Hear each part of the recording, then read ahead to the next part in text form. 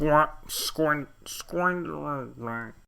2 weeks into a superb Six Nations. A Six Nations where every single game has had drama, talking points aplenty, where teams have changed and so much is happening on a week-to-week basis. And to dive into that everything, to dive into all 6 games and all 6 teams so far, me and Will sat down in the new Squid Rugby office to dive in detail to all 6 teams.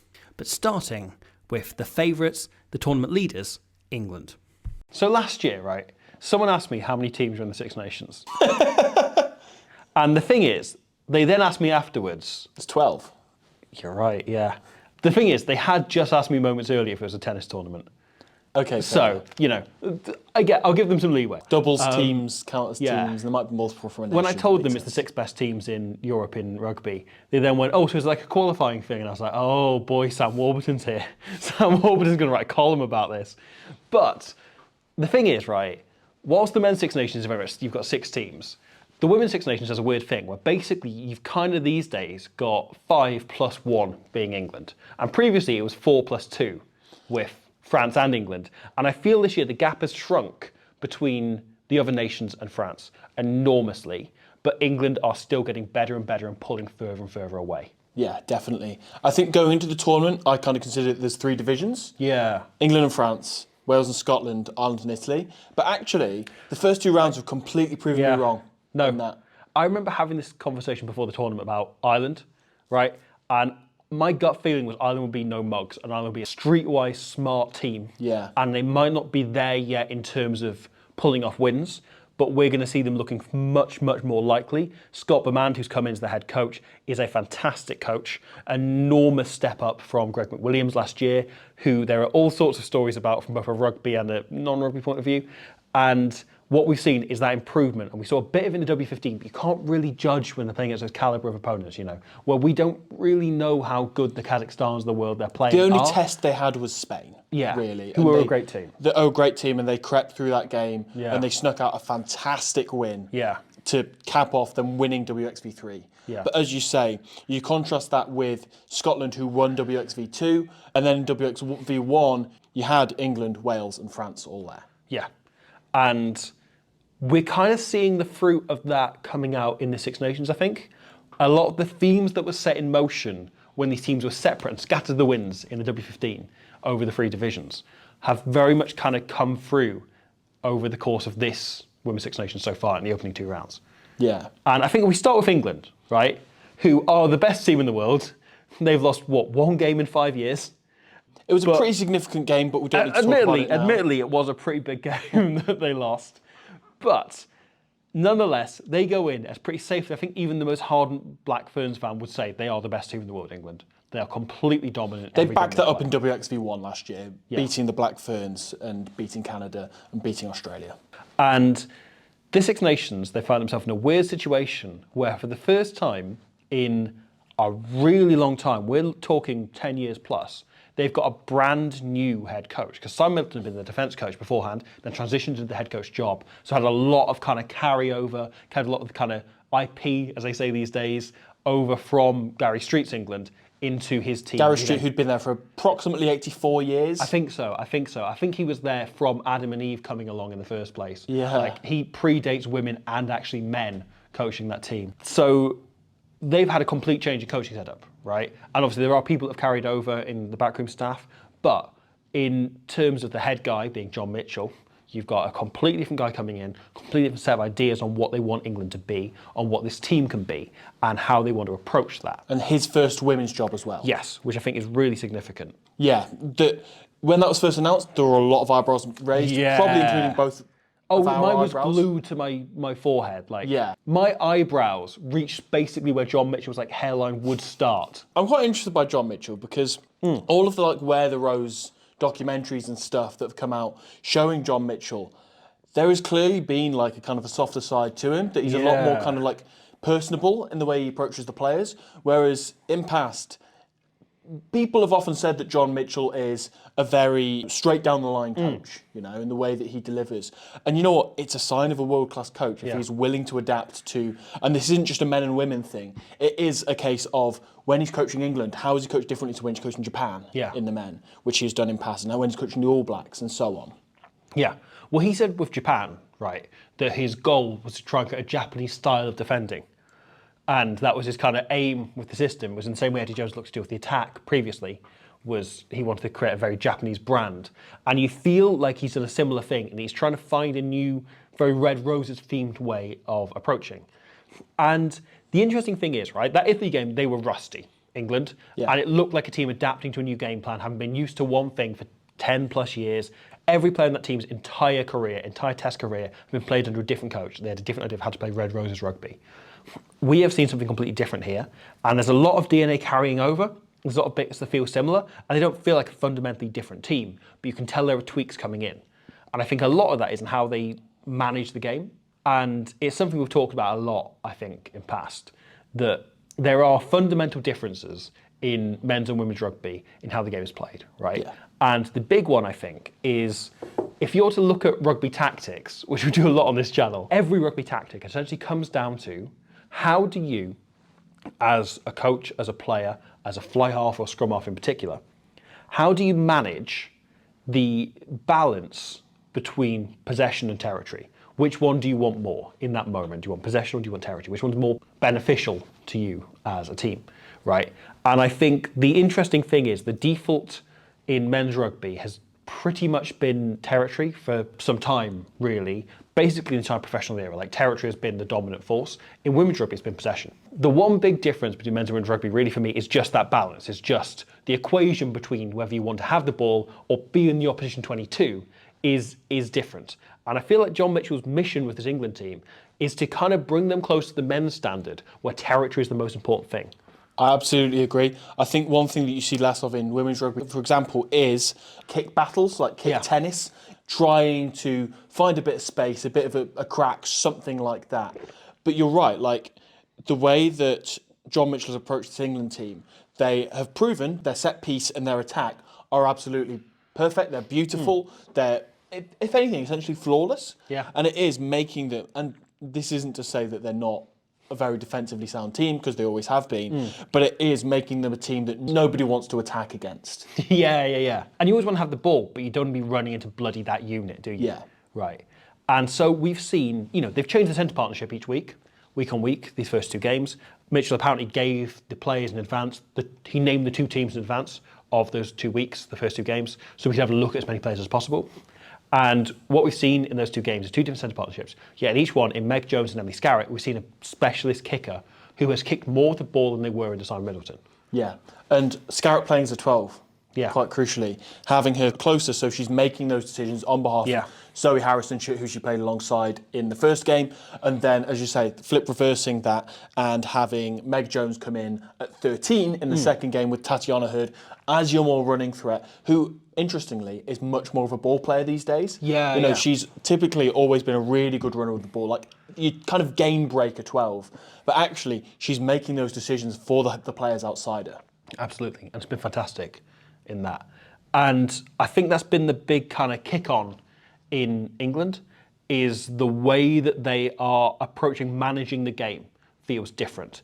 And their attack doesn't necessarily feel different, their set piece doesn't necessarily feel different, but there are just like the decisions they're making midfield are fundamentally they're going through fewer phases. Now, last year in every game they played, they had the average quicker ruck ball, other than the second half against France, where it kind of brought down to eventually being fairly average between the two, right? But basically, if you rule out games against France, they have been on top in terms of speed of ball, in terms of phases they've gone through in every game they've played, going back years.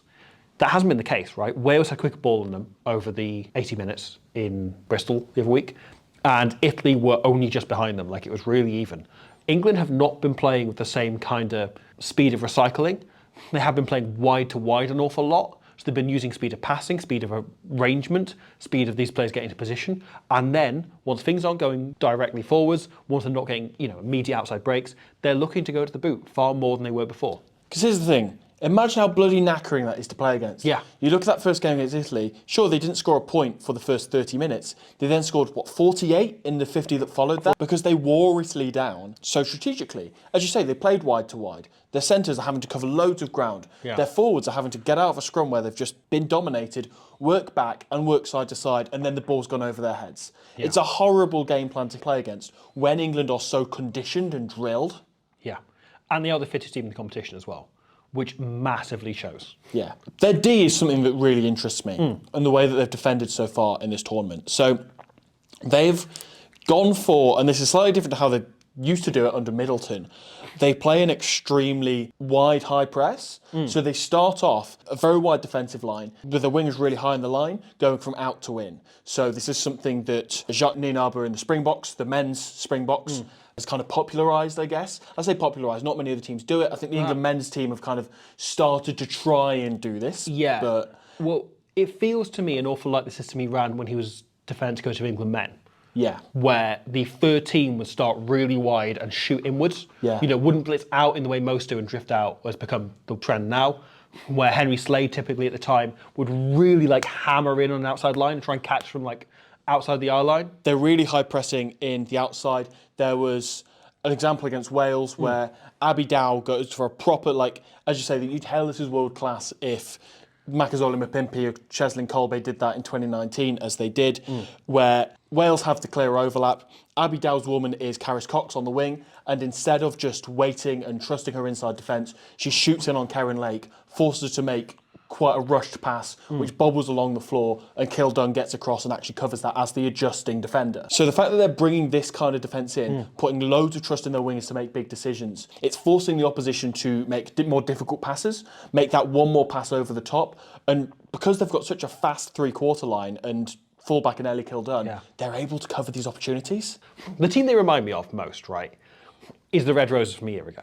The team they remind me of second most is the Crusaders under Scott Robertson. Interesting. Where a big part of that team becoming so dominant and winning Super Rugby, 7-8 years in a row? Yeah. Was them becoming the team in Super Rugby who had the best defence and the best set piece, right? And they went, in this league, everyone plays loose, everyone plays chugging about rugby, and it's only if it's raining that we really settle it down. And the Crusaders went, well, what if we did that every week? And that allowed us to then open up in the later stages. Right, and they use Richie Mulwanger an awful lot, you know, him getting a lot of touches on the ball and running a lot of attack for himself, which I think we're seeing England start to adopt, you know, and having the same players take the ball often, have like 3 or 4 touches in movements. We've seen a few like loop plays and re-involving players that already had the ball. But what we're seeing, is them go, well, in women's rugby, teams don't really look for possession unless they've got Jessica Chimulia playing for them as often as one might in other forms of rugby. Can we become the team that does that and dominates on that front? Because we've already got the best attack in the world, second best, up there. We're one of the 2 best attacks in the world, right? Yeah. We've got a good enough attack that we can score 50 points against teams at will. Yeah. They've got a good enough set piece that they can roll over almost any maul from 10 metres out into a try, and they've got a good enough scrum that they are dominating basically any team except France and sometimes Wales. Put it this way, they play a lot of rugby on penalty advantage. Yeah. They've got those pieces in supply. They've got those pieces there, down, nailed, on the board. What they're looking to do now is create a pressure game that allows them to use those to their full advantage, rather than relying on their attack. If a team does work them out and defend them well, which I think is possible, and we've seen passages in these last 2 games of teams really working them out and knowing how to defend and get on their own terms. And I think it's something to talk about when we get onto Wales in particular. And again, France in past years have done that where they've shut them down pretty well. They've gone, well, we want a plan B, right? And what if our plan B was our plan A and it allowed our previous plan A to be an even more effective plan B? Yeah. Another benefit of that high press D is we saw against Wales how many times Claykie George had to carry the ball herself because so few options outside her because of that 13 defending really high in the line. There was one actual example of Wales getting on the outside of that towards the end of the game where Ollie Aitchison defends really high in the line. Kelly Powell, who's on at 10 at this point, decides, right, instead, let's play really flat and look really wide. Hits Reardon on a short ball, who then looks out the back. Alex Callender holds her feet and essentially just stand and gives to Cecilia Tuipulotu. They get on the outside, Courtney Keat makes a break up the left edge, and obviously England cover it because their backfield is like ridiculously quick and strong. But it's an interesting thought that if you're looking at potentially Wales a couple of years down the line or a Black Ferns or so on, it is possible to get on the outside of them, but the question is, can you then turn that into points? That's the question, isn't it? That's the thing. Because it's much easier said than done. Yeah. Should we, on that note, move on to Wales? Because we're going to rattle through all 6 teams here. Yeah, let's do it. So I think there's been a lot of perhaps pessimism about Wales over the last 2 weeks. They were safely the third best team in the last 2 championships, particularly last year where they smashed Italy, having slipped up against them in the last play the year before. Yeah. But then, on the opening weekend, they lose to Scotland in Cardiff for the first time ever. And then they go to Bristol and they lose by a significant margin, by 36 points. Right. Now, it's worth noting, they lost by 66 points 2 years ago and 56 points last year. So the scoreline has come down by 30 points in 2 years, right? And that is an improvement. That is a sign of professionalism coming in. But I think there's more to it than that in that England game.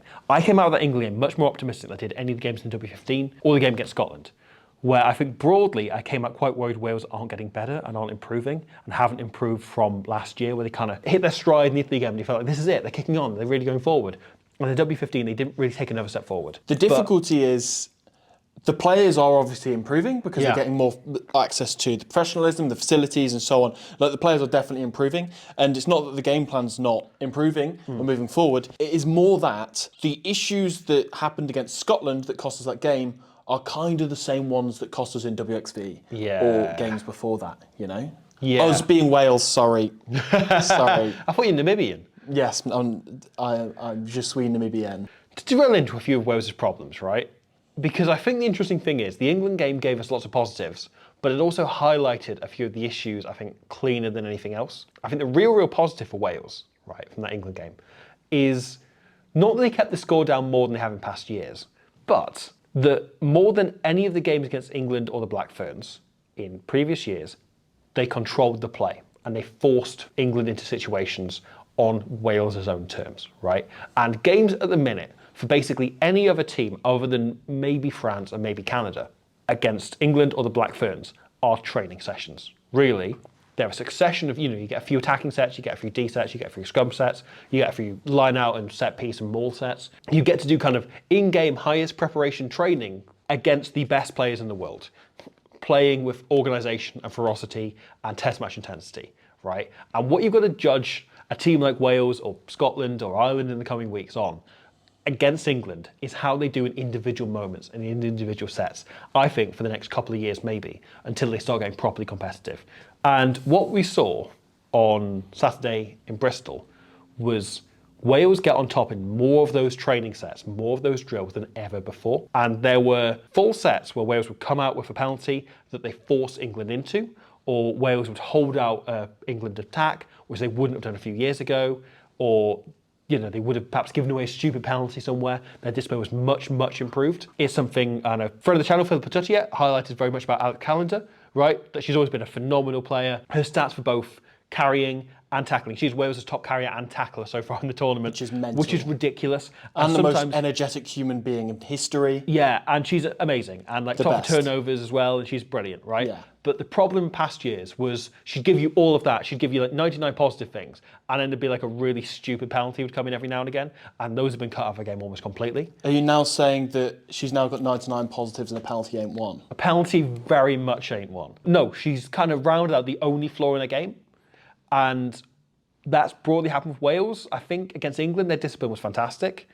They were only giving her penalties they were really forced into. Yeah. There was nothing stupid and nothing dumb, and there were a few against Scotland, but there were fewer than there were in the W15, which has been a big work on for Wales. And I think part of that is maybe there's a few younger players in there who aren't perhaps in that cynical mindset of giving away penalties all the time. But we're starting to see that kind of kick on for Wales and them get on top of England more.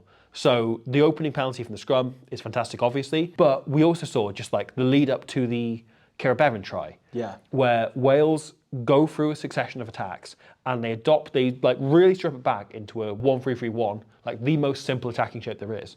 But they start alternating whether they're playing off 9 or 10. And if Kira Bevan comes on and directs more play, then Sean Jones was doing her fault was fantastic and has been very good in both games. Yeah. And phenomenal. Both of them very good. Yeah. And I really like that as an axis. Kira Bevan is a fantastic impact scrum half, and perhaps hasn't always had the chance to do that because she's been very much the number one with Wales. Phil Lewis, obviously a brilliant player, love her, is currently injured, and those perhaps W15 and last year's Six Nations perhaps didn't have the chance to do that, to alternate and to use Kira Bevan. Especially with Kira Bevan being the goal kicker for Wales as well, primarily. Yeah. But yeah, I think it's weirdly one thing that always works is when Wales change the scrum half, upping the tempo, you know? And that example you're getting into where, as you say, they're playing off 9, they're playing off 10, they're going to pick and goes as well, forcing Rosie Gallagher to give that penalty away. Because England just go through so many phases where they're just desperate to get that ball back. And the brain fog comes in all of a sudden, allowing Kira Bevan to go quickly and score and that. And Flaky George will step in, and she was so much more effective than playing off 10 last week. She played much flatter. She kicked in a more varied way. We have a moment here from the first half where they go for a really good attacking set where they only make about 5 metres, right? But they do make those 5 metres. And while they're still going forward, Flaky George puts through the kick, puts it onto the 5 metre line. Kilden struggles to pick it up, but does just about manage it. And then England try to recycle to create the angle, and eventually the referee pings them and gives the ball back to Wales for a scrum, right? And that comes from Wales being more patient, which it might sound like kicking the ball away isn't the patient option, but it really is. You're backing yourself to get it back and get it in the long term. And it's a brilliant kick, isn't it? Yeah. Because of the timing, she's actually opted to do that. Yeah. Those are all huge positives for Wales. I think they got much more of that England game than they did the Scotland game. But I think we also saw a handful of problems that have been there for some time really kick on and level up and continue to be so. And before now, we saw the likes of Black Ferns and England really exploit these problems. We saw in the W15 that Canada and Australia are also capable of doing it. But now, the likes of Scotland and Italy are capable of taking those on themselves and of making Wales suffer for the handful of issues they have. Yeah. I assume you're referring to probably the source of a lot of the line breaks that England made in the first half? For me, Hannah Jones and Kerryn Lake are Wales' 2 best centres. Definitely. Right. They are both fantastic rugby players. They're both incredibly talented. They're both incredibly smart, understand the game incredibly well. Really physical. Really physical, really varied skill sets. Both great. And in attack, I think they work beautifully off each other. They play together at club level. They're very used to each other. Fantastic. However, in defence, I think Wales cannot afford to continue picking Kerryn Lake and Hannah Jones together because they're both, for their position, at this level, at test level, slow, right? And you can get away with having one slow centre. When both are slow, it becomes a real issue. And we have seen, right, Wales, this Six Nations, the first 120 minutes of rugby they played, so the full game against Scotland and the first half against England, they conceded 6 tries, right? One of them was a line-out drive that Lark Atkin-Davis scores off. The other 5 all came from Kerryn Lake and or Hannah Jones getting done for pace, right? Them not being quick enough to drift across. And that is a huge concern for Wales. You've now got a generation of centres like Emma Orr, like Georgie Fredericks coming through, who are really quick, agile centres. And by definition, by their nature, these guys are really difficult to live with. And I think it is a case of you have to adapt your defence to actually live with these, rather than just containing a more direct sort of centre, which was kind of the trend beforehand. I think that's something that Wales are really learning to live with and learning quite slowly. There was that one example early on where first phase, England throw a miss pass to Megan Jones, who goes for the outside break and goes to the inside little switch to Ellie Kildun. And a huge gap has opened up between Jones and Lake because there's a bit of a disconnect there, thanks to this sevens player in the centres that England have used to exploit a huge seam in the Welsh defence. And again, you look early on, right? So Wales are running a, again, broadly like Springbok-inspired system, but not quite the Springbok system, where they want a big kind of press on the inside, so a player very much drifting across in the Springbok style, right? Where you will have a player, normally Etzebeth, maybe Peter Toy, will absolutely hair it up, right, to make a big shot. They're generally using Calendar or Butchers or maybe Kate Williams in that role at the minute. Hair it up, try and put pressure on. Alicia Butcher did it really well. She came off the bench against England. And Calendar is obviously fantastic at it. You know, it's one of her real specialties, is that really hairing up and flying into the line. Bethan Lewis too. Bethan Lewis, superb as well. What they then like to do is they have a kind of adjusting defender, right, in the typical number 8 position. The Springboks typically use Khaleesi here, or maybe Dwayne Vermeulen, kind of number 8 figure, who drifts up a bit with the 12, stays connected to the 12 always, then pushes really hard out if the ball goes further out, so that they're in position to make an adjusting tackle. We see it all the time. It gets highlighted a lot with Sia Khaleesi, of him coming across and making like desperate tackles on the wing, having haired it across 20 metres to get there, right? That is part of the Springbok system. They have Khaleesi as a fail-safe, as an option there to drift across and make it, right? For some reason, Wales, instead of using their back row in that position, keep using Cecilia Tuipulotu. So they use Cecilia Tuipulotu as a number 8 in attack all the time. And it works because she's the biggest ball carrier. She's a guaranteed go-forward ball. It works every time, basically, right? Yeah. So they use her off line-up balls. They run it first phase and have her crash up the middle. They use it all the time. She carries as often as a number 8 would for most teams. They use her as a number 8. They're also using her too often as an 8 in defence. And so you look at, the early example, England's first try, right?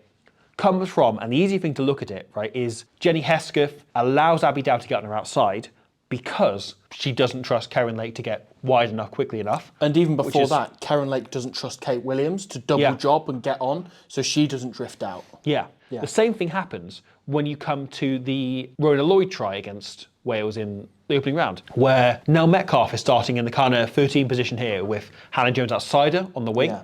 Hannah Jones flies up, tries to make the big read to shut it off, right? She goes for this. However, the adjusting defender, once Emerald breaks, gets onto the outside, the guy who should be making this tackle is Cecilia Tuipulotu.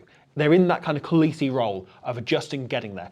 Cecilia can't make it in time and can't bend to make the tackle because she's a tight head prop, right? You're relying on a tight head prop to work much, much too hard. And what it's allowing then, in turn, is that Karen Lake and Hannah Jones, who are not the fastest centres in the world, are having to do so much more work and they're physically not quick enough to make it.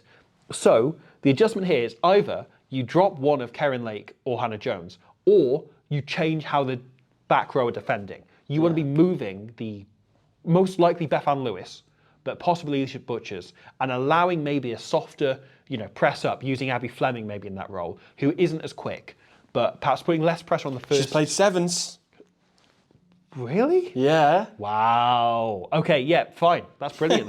That's fine. That's fine. But I really like your point there because, for example, that Rona Lloyd try, it looks like it's Hannah Jones's fault. It's not. Yeah.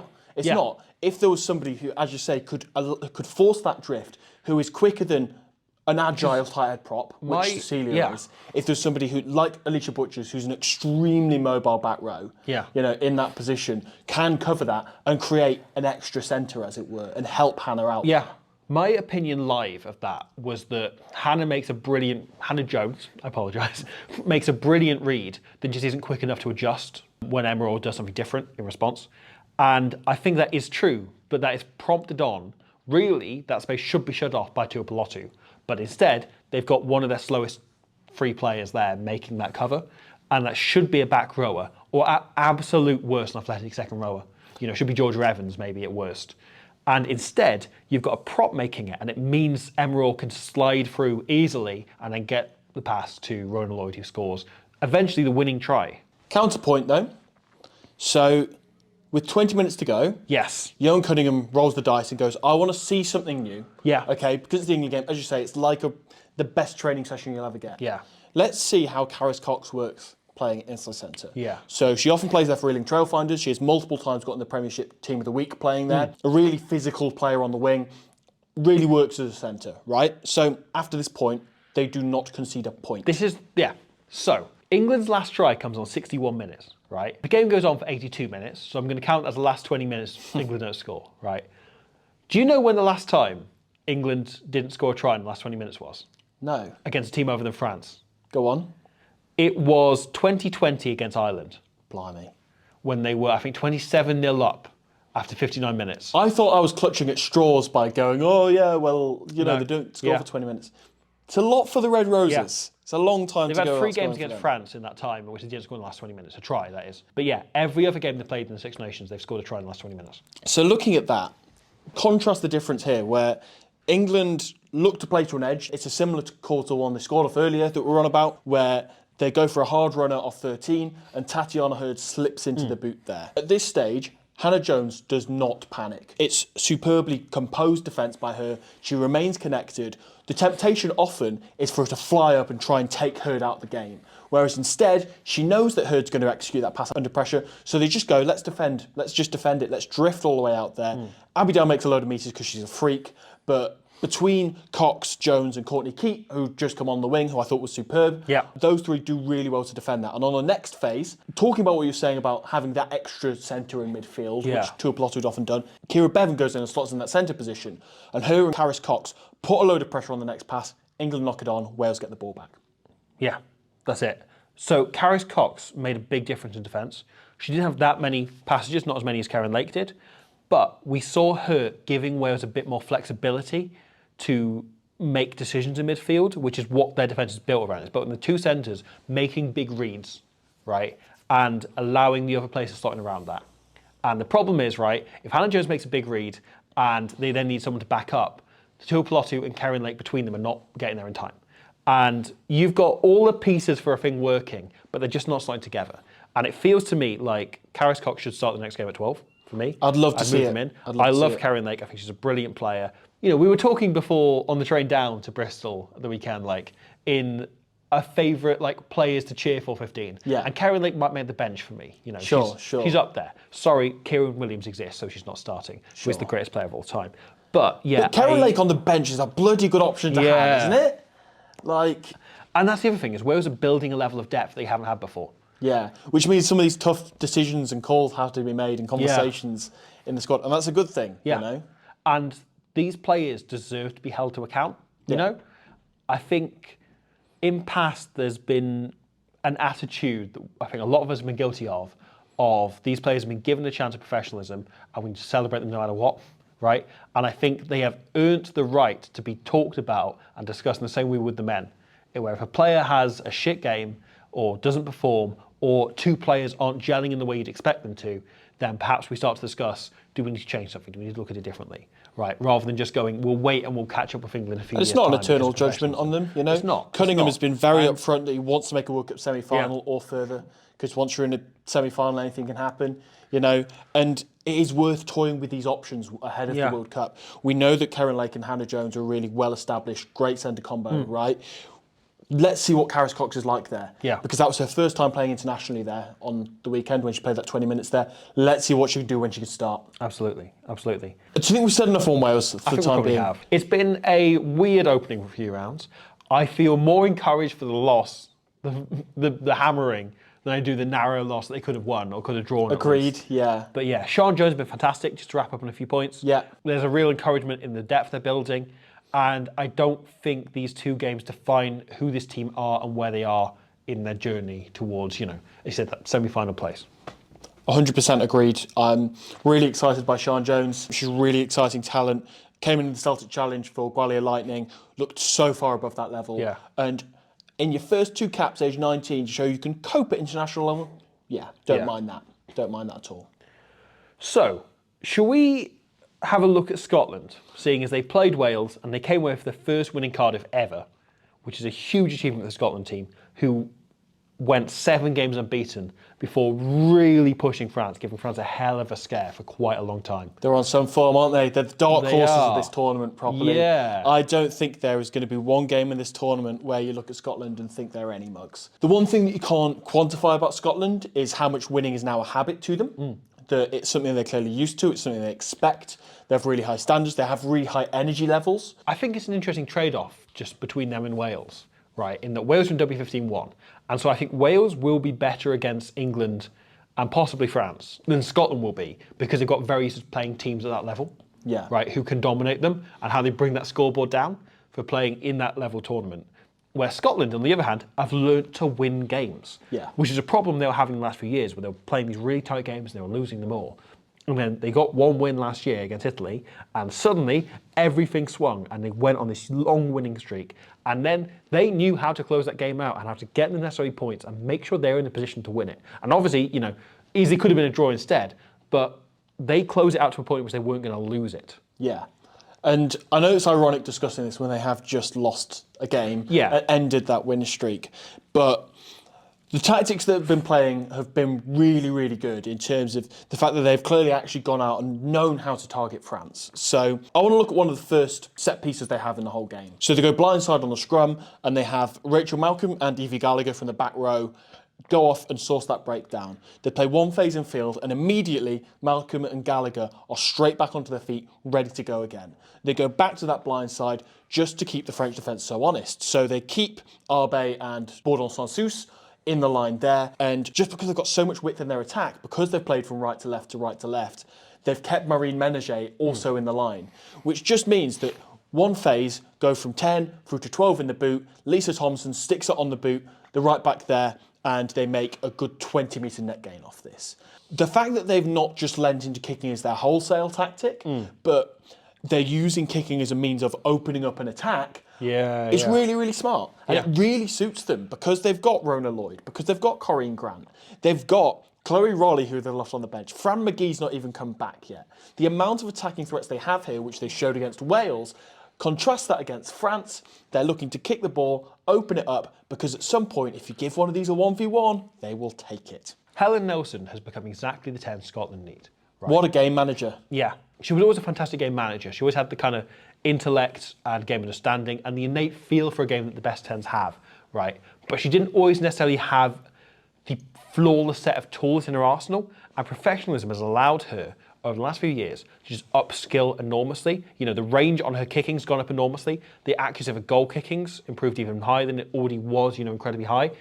And she's become this almost flawless game manager 10, the perfect 10 for that Scotland team. And the way she drove them around the park, because her personality is kind of that of, you know, the 10 you want if you're that Scotland team, right? In someone that will bark orders and will make sure you know where you are on the field, you know what you're doing next, you know what your role is in that team. And you talk about the work rate, right? But so much of that as well is the two halfbacks keeping them under control. And it feels, and this comes down to the halfbacks and also to Eason, the messaging with Scotland is incredibly clear. Every player knows exactly where they've got to be at every moment in time. No one is confused. There's none of the kind of Wayne Pivac bollocks of people having to be in 20 places at once.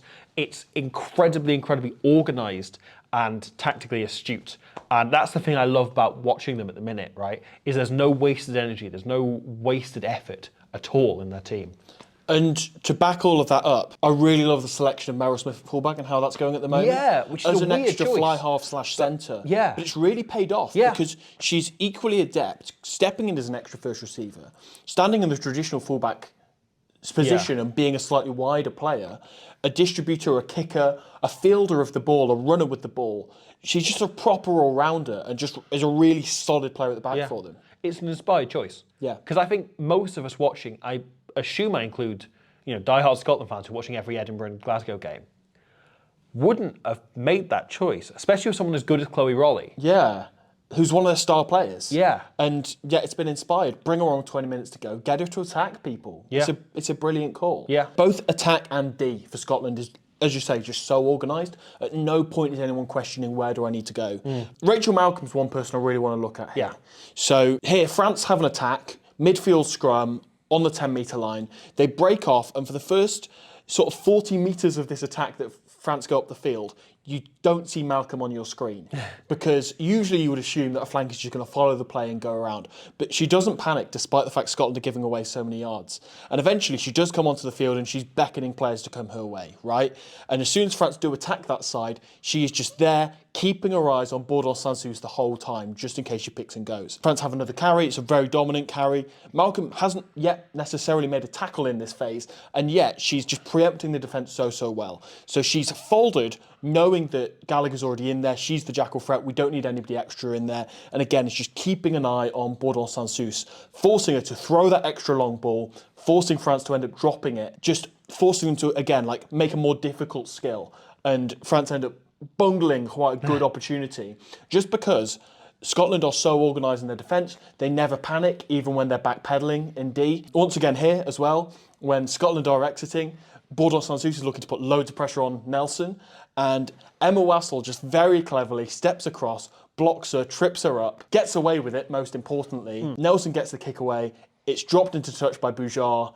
They get a penalty from this, go to the corner, and Ellis Martin scores. It's margins like that that win you games and score you points. And I know they don't win this game, but it puts them in such a good position. It puts them in the best ever position to beat France. Yeah. That was the most likely I've ever felt, well, no, in the kind of professional era, in the last 5-6 years, for Scotland to beat France.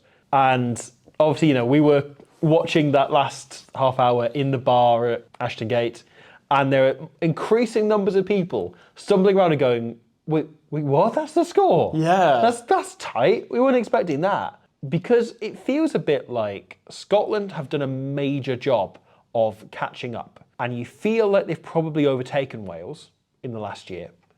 And we're now looking at how close to France can they get, right? And really they were 10 points behind with what were we talking? A handful of minutes to go, and obviously they conceded the try in the last play because Gabriel Vernier is bullshit, and who gives a shit? Gabriel, we get it. You're really good at rugby. But the other side of this, Ro, is there is some perhaps decision making from Scotland in terms of knowing when to take the points and how to approach attacks that need work, because they got used to winning games, right? They were tight games, but they weren't games they had to claw their way back into. Yeah. The moment they fell 10 points behind, I think there was a kind of mentality from a few years ago that fell into place for Scotland, right? Where they started playing as though they were 20 behind and trying to force Chasing the game tries. a little bit. Yeah, chasing the game. And what they could have done, right? Because they were quite easily, through Nelson, managing to force their way down into Mary McDonald, who was on by that point, who played very well, I thought. Yeah, excellent. Managing to force their way down into the French half and getting lots of chances, and France were giving a lot of penalties. You've got to give credit to France for that, though. Absolutely. They know when to give away penalties. Yeah. Because you imagine they kick a couple of them, they'll stop giving away penalties. They'll back true, their yeah. discipline a little bit more. They'll back their defence a little But bit also, more. they are France. They are also France. But And- I do think that one of their key things, as well as Madou Soufal and Gabriel Vernier both being genuine bullshit players, Yeah. right? But Pauline Bourdon-Sansus and Yeah. Clay Roy at 10 are such good game managers in different ways. Yeah. That Bourdon is the primary kicker in there. Emily Boulard is doing a lot more kicking than she used to as Yeah, well. yeah. But those two will get rid of the ball. Whereas Clay Roy is such a good attack manager that she often has the ball fantastic. straight in and out of her hands because she knows that her backline's so dangerous. Yeah, absolutely. It's the same as Ollie Aitchison. Moving on to France as well, like one of the things I think is really impressive about Pauline Bourdon-Sansus is the way she can create an overlap from the base. Yeah. The way she will often do this little thing where you got the ball over there. Chuck me one of those lads. That'll do. Thank you. It's French, isn't it? It's France. France says it on that. Where she will often just like pick the ball up at the base, right?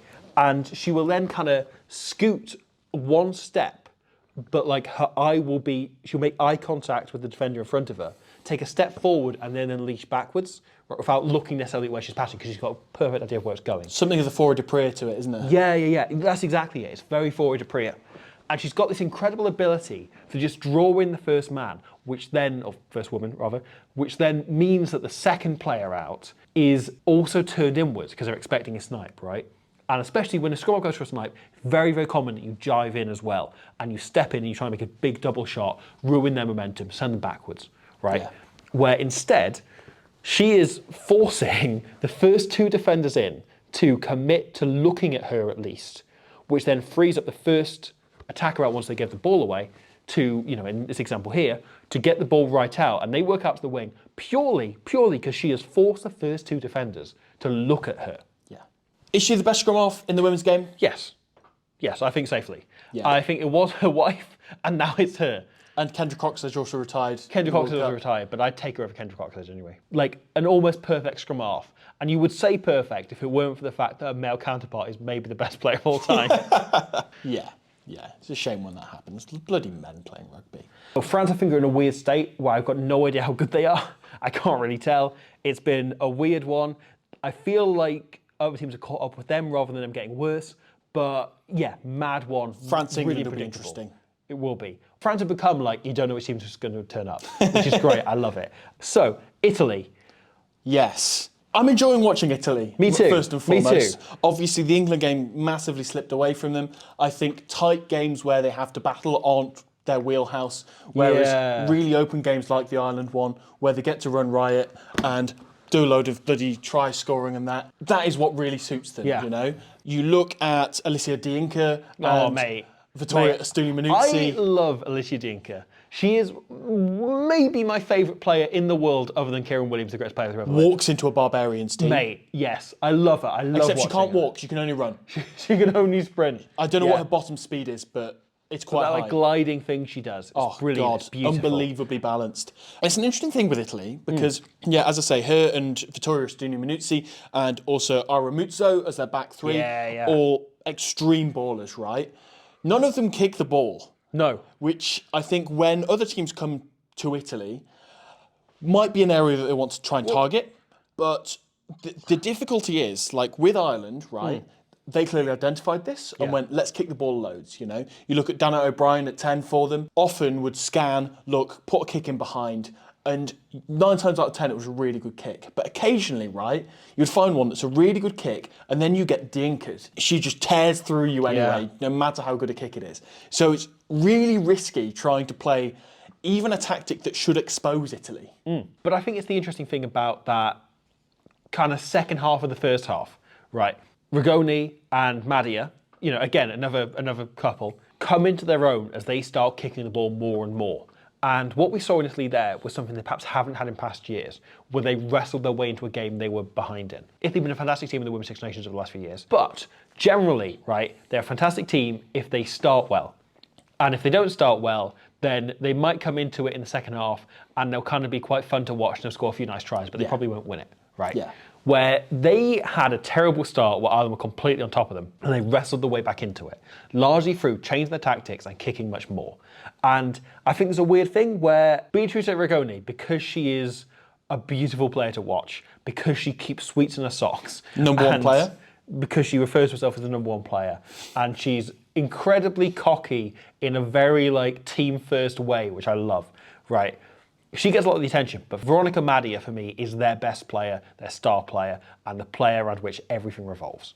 And the way she just like, I mean, in this example, like brings Dianca onto the ball so beautifully, it's just so small and she's so subtle, but she's always moving, she's always in motion. She's not a similar player, but she moves very similarly to George Ford in the way she kind of, her body language is very similar. I like in that. She's always got like, she looks like she's thinking really hard about 3 different passes and then just drops it off to a fourth player. Yeah. And I love it. I love watching her. And she's so good at just making a defence go backwards, right?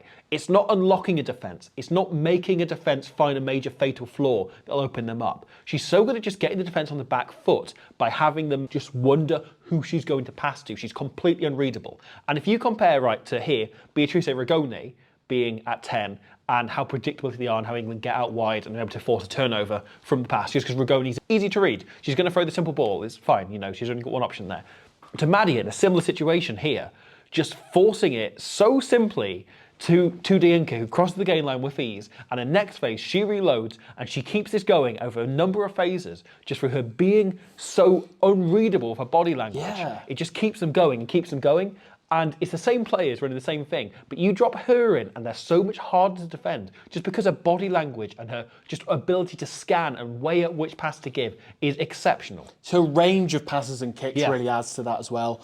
That all of these things are genuine options which probably would all work even if they're the wrong option. Yeah, you know? And I think that's the thing coming on with Italy, right? They are moving forward again. You know, they've had a lot more professionalism with Fennerton and Zebra starting their women's teams and with the likes of Rigoni going to play in the PWR. You wonder how quickly they're improving, right? And Ireland, last year, they put the sword pretty comprehensively. This year was a real struggle for them. But I think, do you want to talk about Ireland a bit? Let's talk about how Ireland wrestled them. Yeah, because that was a phenomenal start for Ireland. Yeah, the penalty try first and foremost. Yeah. Brilliant setup. First of all, a great carry as well from Aoife Wafer, who I absolutely love. Aoife Wafer has been the breakout star of this tournament for me so far. Yeah. She 21 years old. Yeah, has kind of come out of nowhere. And for me, it's been unbelievable. She's just like, you know, they have the expression like, oh, if something's wafer-like, it's weak and crispy and falls apart all the time. We need to change that to mean it just twats you and steals your possessions. Absolutely. She's unreal. For fans of the men's game, I know some of you are out there, reminds me a lot of Sean O'Brien. I get that, in the way that she's extremely abrasive in her carrying, really good over the breakdown. She goes on a run from the back of the scrum, which sets up a 50-metre break for Ireland, which unfortunately they don't quite cap off with the crossfield kick. But the amount she can create just through her pure brute strength, playing as a hybrid 7-8, is just next level. And they have so many good carries in that pack now. You know, you look at Wafer, you look at Hogan, you look at Niamh Jones, you look at Joe Gang, you look at Sam Bloody Monaghan, who made 30 carries in that one game alone. She's the second top carrier in all of the Six Nations from one game. She missed the first game. In the second game, where Ireland had 56% possession, right? So it's not like they completely dominated. She made 30 whole-ass carries. Alive, which is absurd. I think it's interesting you say Ireland have a lot of carriers, because I think The thing about their pack, right, is they've got a lot of good carriers who carry well, but they don't have, the thing they're really missing, they don't really have one, is a player who gets them over the gain line consistently. Right. What they're missing is one kind of a Poppy Cleal figure, perhaps, Sure. or a Cecilia Tuipulotu even, who can slot in, and if they're going backwards already, then they can get them going forward instantly. And what we saw against France an awful lot was Ireland having lots of players stepping up to carry, and then they were getting met on the gain line because they weren't going forward already. Yeah. And where against Italy, right, once they got a few good carries in a row, and a lot of it came from kick return, where they were able to get, better carry off, carrying the kick in, having some momentum going into that tackle, they can then get going forward, and they can then ride that on because they've got so many good carriers who can step in and make that impact. But what we were seeing in both games, right, was they don't necessarily have the person to make the first carry in order for them to get that kind of gain line momentum that allows them to keep carrying on. And I think that's the thing missing. But what we have seen really well, you mentioned with O'Brien, but also with Nicole Fowley in the first game, how well they're kicking, how often they're kicking, how early they're kicking. They're not kicking at all if they're going backwards. However, we have seen a kind of knock-on effect here against France, right? Of they go backwards 2 phases trying to set the position. And so when they do hit Fowley, she's sending it to about 5 meters in front of where they were kicking initially, gives France a bit of a run that eventually leads to, once you cycle through a bit, eventually leads to a disallowed try for Charlotte Escobardo. And if they can get more front foot ball, right, if they can manage to generate that kind of position off things other than kick return, they can be really dangerous. But I feel like Ireland at the minute are so close to being a good team, and they're in their first year under Scott Bemand, who's a brilliant coach, and they have a few big issues. Their mouldy is not very good, and that was a big issue against Italy. They are getting quite easily overpowered, at scrum as well, and they're struggling to kind of, once a team gets a rumble on against them, they're struggling to stop it. Yeah. You look at that Vittoria Vecchini try, for instance, where she positions herself, she spots that Breen is slightly flagging because they've had to work so far back because they've been dominating the scrum. They've gone 50 metres downfield, and then she has to work onto her outside shoulder, gets a slightly weaker tackle. Riley tries to come in and help, gets overpowered by a hooker as a scrum off. It happens all the time. And Vecchini goes over and scores. It's one of those things that it's hard to adjust. But as you say, about sanding off the attack, having that killer instinct, it's Scott Bowman's bread and butter in terms of what he coaches.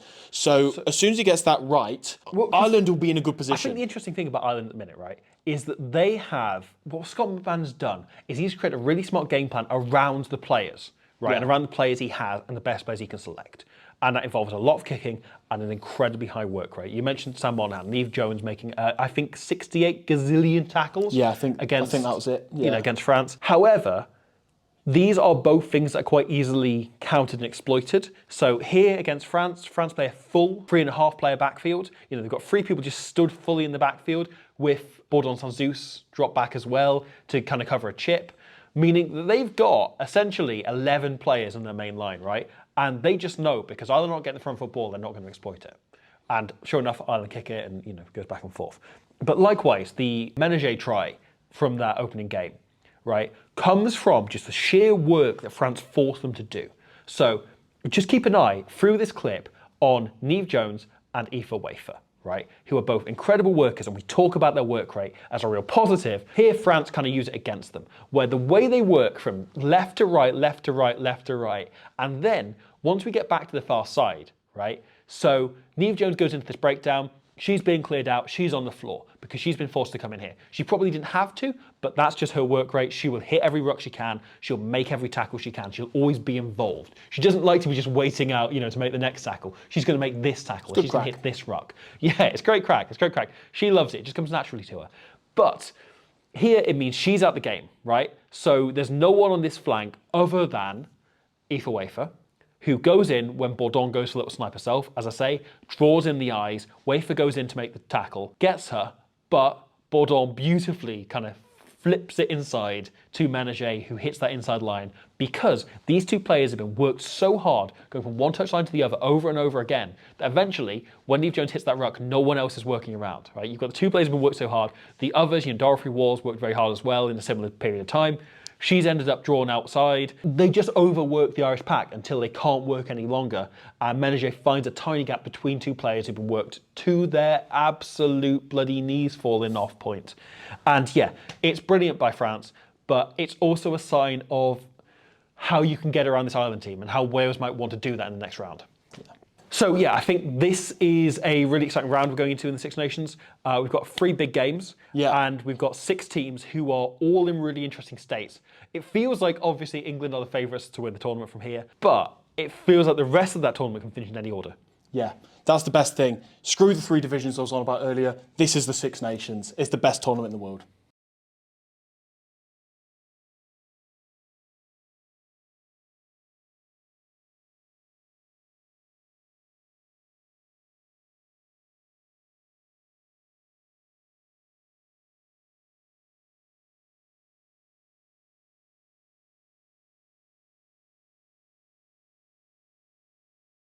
Look what it means. They have found some form now, all right. They've been busy today.